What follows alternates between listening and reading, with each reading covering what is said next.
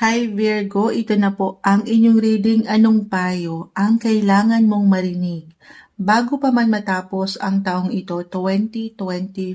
Kuha lang tayo ng ilang guidance, advice, messages para sa inyo. Sasamahan natin ang reading ngayon ng hashtag Proud Ako Sa'yo. Ngayon pa lang, Virgo, kamusta kayo? Proud ako sa'yo kasi narito na tayo. Andito na tayo. Final month na tayo. Nasa exciting part na tayo ng taon. Virgo, anong kailangan yung marinig? Guidance ko muna tayo ng pinaka-advice. This year, payo. Bago pa man matapos ang taong ito, para sa mga Virgo may umangat na, hindi natin pipigilan, surrender. Surrender. Eternal embrace. Parang may kanta to. Surrender and eternal embrace. Pakita natin sa live.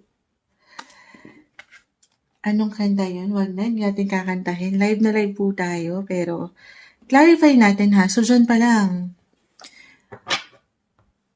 Kumbaga, parang merong art of letting go na naganap. Meron ba? Meron ba kayong ni-let go? Meron kayong ni-release? Merong pinakawalan? Or merong kumawala? Merong umalis? May lumisan sa inyong buhay? Pero niyakap nyo.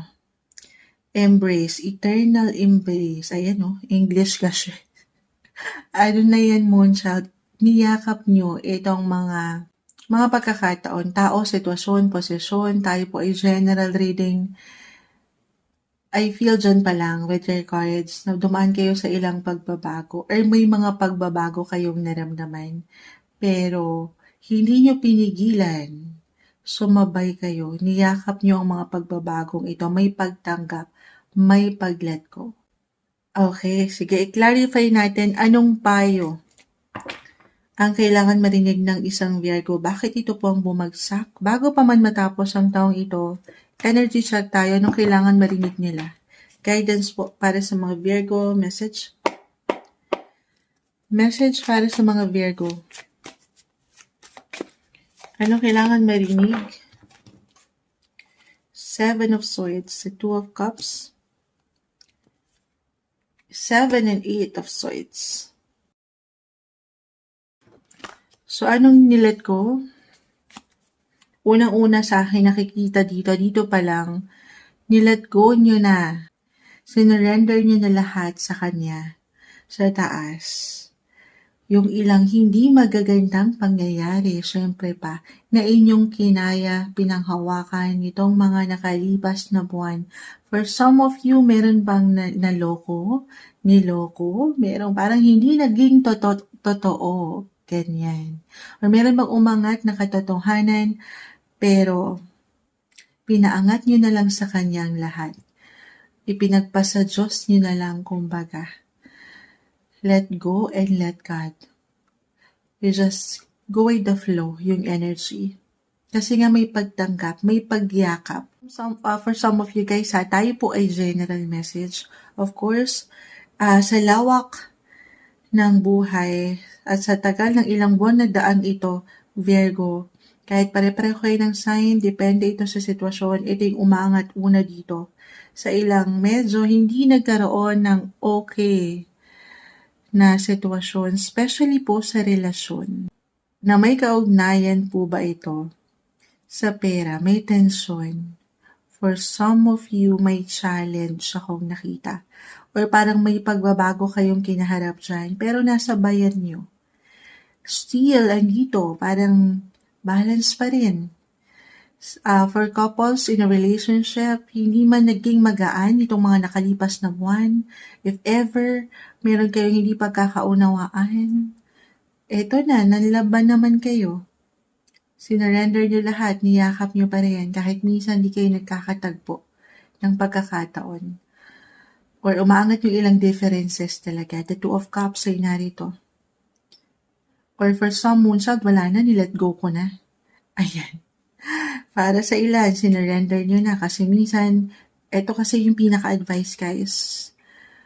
Ano yan? Tanongin ng sarili, bakit ito na yung pinaka-payo? Virgo, kung andito pa ba kayo sa tamang posisyon o relasyon, nagtatagpo pa ba ang inyong mga landas? Balance pa ba? Mutual pa ba yung enerhiya? Or, takip mata lang kayo? Baka ito na yung pinaka-advice, yung payo po for some of you.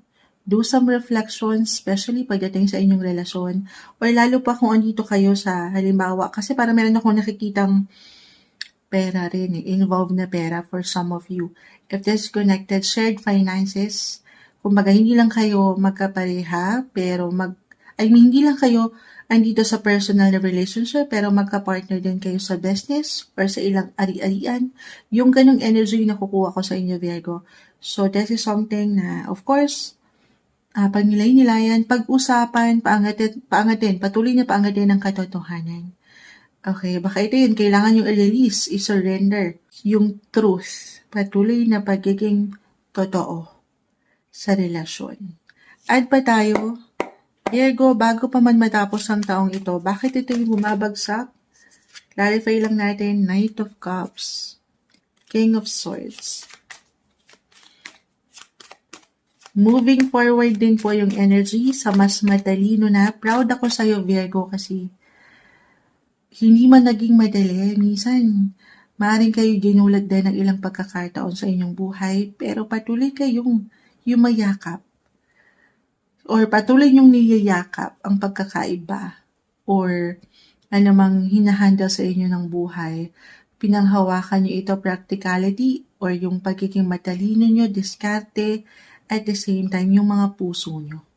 So, balance din. Okay, proud ako sa iyo kasi pinaangat nyo ang inyong karunungan, kagalingan na i-handle ang mga sitwasyon. Kahit pa sa mga pagkakataon na talagang hindi sumasabay yung enerhiya sa mga taong nasa ligid nyo. Wala namang perfect na relationship. Pero proud ako sa iyo kasi umaangat pa rin sa iyo yung puso mong mamon. Ayan. Virgo, may pagtanggap. Oo. Add pa tayo. Knight of Cups, ayun na. Ten of Pentacles. This one's in reverse. Sinubok din ba kayo sa pamilya last year? Pamilya. Speaking of pamilya, the Chariot, the Ten of Pentacles, ito na yun, or relasyon. Meron bang ibang parang sumakabilang direksyon, lumayo na, umalis na, pero pinagtibay, eto guys patuloy daw kayong pinagtitibay sa relasyong ito. Yes po, nangingibabaw dito kasi yung mga puso nyo, patuloy na pagyakap, pagtanggap. Alam ko, paulit-ulit si Moonshot sa message kasi isa lang yung iniiwan ng baraha. Yes po. The Chariot, this is about your home, your family. Or someone mature sa family. Meron po bang ganun?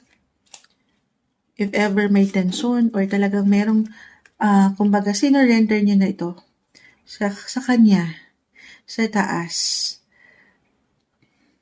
Proud ako sa iyo kasi napanghawakan mo to. Hindi kayo sumuko sa mga pagkakataon, especially parang ang hirap tanggapin ng ilang situation. Alam ko, umaangat, pero I will be honest, umangat yung card of deception with 7 of Swords, 8 of Swords. Parang hirap mag-move forward. Parang para sa ilan, hindi matanggap. Minsan parang kabaliktaran pa naman yung iniiwan mo. Hindi ko matanggap. Ang hirap tanggapin ng mga pangyayari ngayong taon. Yes. Iba-iba tayo ng process, guys. Pero unti-unti, proud ako sa'yo kasi up until now, napangahawakan mo ang sitwasyon. May pagyakap. Hindi mo pa man yan ma-realize, pero moving forward ang iyong enerhiya. Isang indikasyon na ikaw ay patuloy na naniniwala na may bukas pa. Wow! Nag-rhyme na naman tayo. May pagtanggap. Pero ito na yung pinakapayo nga po. Patuloy na pagsabay sa anumang inihahain sa inyo ng buhay. Proud ako sa'yo kasi nga, meron niyang meron niyang iniiwan sa inyong aral. Kaya kayong nagiging matalino, nagiging wiser, better version ng mga Virgo, 2.0 ang umaangat or patuloy na paangatin bago pa man matapos ang taong ito. May ilang endings man for some of you kasi umangat yung salitang surrender. Meron ba? Ilang emotional endings, culminations, breakthroughs, parang ganun yung energy. Pero actually, sa mga pagkakataon na ganyan na merong pagtatapos at pinahintulutan nyo ang taas na i-let go ang mga sitwasyon sa Kanya. Sinamahan nyo ng patuloy na dasal. Sa huli, ayan, kayo ay binibigyan ng proteksyon at binibigyan ng oportunidad na magkaroon ng bagong simula sa inyong buhay. Virgo art pa tayo, may hugot ang mga baraha, move forward ang energy, at huwag kayong mag-look back dito sa ilang natapos na. Pagtanggap na yung nakikita ko acceptance, niyakap nyo na kung ano yung nakatakda. So move forward tayo guys. Unahan nyo ng bagong taon, Saturn. Yung energy ni Saturn, actually sinubok ang ilan sa inyo. Silipin natin si Saturn nitong mga nakalipas. Yes. Nitong mga nakalipas na buwan, di ba sinilip ko talaga? Kung nasan si Saturn nitong mga nakalipas na buwan sa inyong sign, nasa inyong mga 8th house. Connected ito sa money, relationship o mga dito. Meron bang na ano sa inyo? May ilan ba sa inyo? For some of you I feel na merong na-scam sa inyo. Itong mga nakalipas na buwan ng taon. Meron ba? Kasi again, umangat ang card of deception. Someone na pinagkatiwalaan nyo or someone unexpected, mysterious, the numinous. Hindi nyo rin inasahan, hindi nyo napakiramdaman. And this time, umangat na yung mga, ay sandali, Virgo ako. Magaling ako sa bawat detalye. Marunong ako makiramdam. Practical yung approach ko. And this time, yan na yung papaangatin nyo.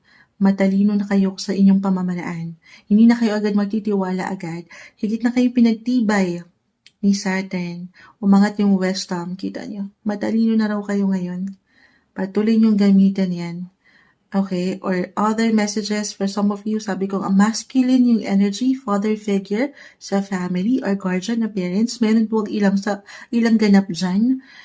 Either nagkaroon kayo ng tensyon or merong someone na hindi naging okay ang pakiramdam. May pagtanggap. Maring tinas lang ang inyong mga, ang inyong buhay, Virgo. Patuloy kayo sinusubok sa inyong buhay. Relationship-wise. Family ang umangat dito, relationship pa rin. At yung ilang aral na patuloy niyong nababaon in life. Higit kayong pinapatatag.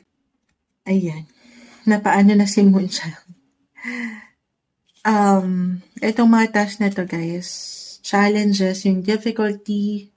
Sa huli, sabi ko nga, meron at meron po kayong natututunan. Sana yung mga aral na yan daw po ay baunin nyo para higit yung maggamit sa mga susunod na yugto na ito ng inyong life.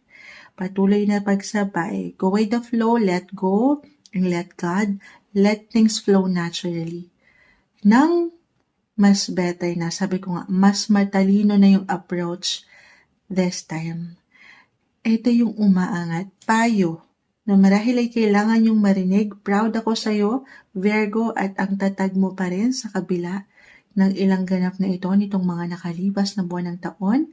Messages, payo na kailangan yung marinig ngayong 2025 bago pa man matapos ang taong ito, Virgo.